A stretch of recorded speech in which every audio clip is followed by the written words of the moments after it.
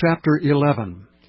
And it came to pass after the year was expired, at the time when kings go forth to battle, that David sent Joab and his servants with him, and all Israel.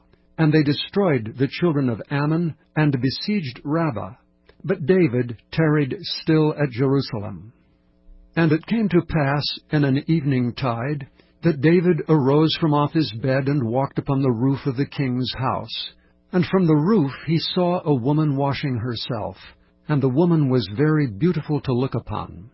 And David sent and inquired after the woman, and one said, Is not this Bathsheba, the daughter of Eliam, the wife of Uriah the Hittite? And David sent messengers, and took her. And she came in unto him, and he lay with her, for she was purified from her uncleanness, and she returned unto her house. And the woman conceived, and sent and told David, and said, I am with child. And David sent to Joab, saying, Send me Uriah the Hittite. And Joab sent Uriah to David. And when Uriah was come unto him, David demanded of him how Joab did, and how the people did, and how the war prospered. And David said to Uriah, Go down to thy house, and wash thy feet. And Uriah departed out of the king's house, and there followed him a mess of meat from the king. But Uriah slept at the door of the king's house with all the servants of his lord, and went not down to his house.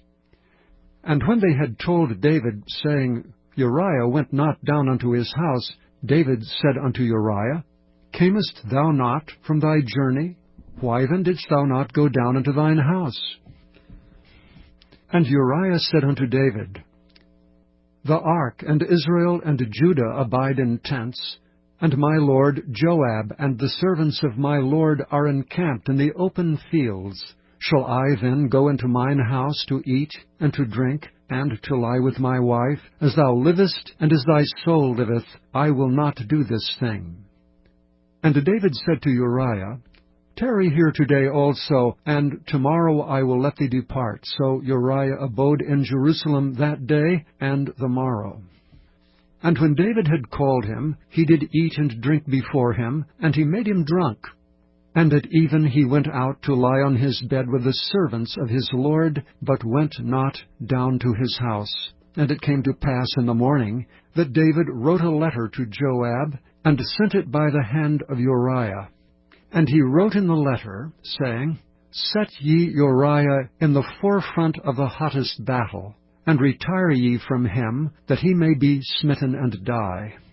And it came to pass, when Joab observed the city, that he assigned Uriah into a place where he knew that valiant men were.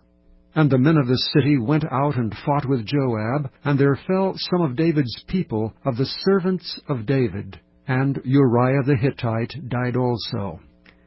Then Joab sent and told David all the things concerning the war, and charged the messenger, saying, When thou hast made an end of telling the matters of the war unto the king, and if so be that the king's wrath arise, and he say unto thee, Wherefore approached ye so nigh unto the city, when ye did fight? Knew ye not that they would shoot from the wall? Who smote Abimelech the son of Jerubbesheth? Did not a woman cast a piece of a millstone upon him from the wall, that he died in Thebez? And went ye nigh the wall? Then say thou, Thy servant Uriah the Hittite is dead also. So the messenger went and came and showed David all that Joab had sent him for. And the messenger said unto David, Surely the men prevailed against us, and came out unto us into the field, and we were upon them even unto the entering of the gate.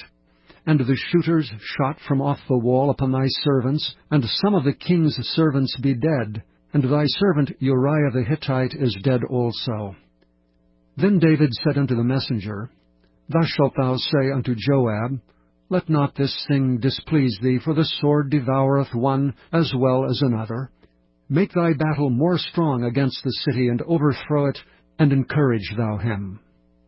And when the wife of Uriah heard that Uriah her husband was dead, she mourned for her husband. And when the morning was past, David sent and fetched her to his house, and she became his wife, and bare him a son. But the thing that David had done displeased the Lord.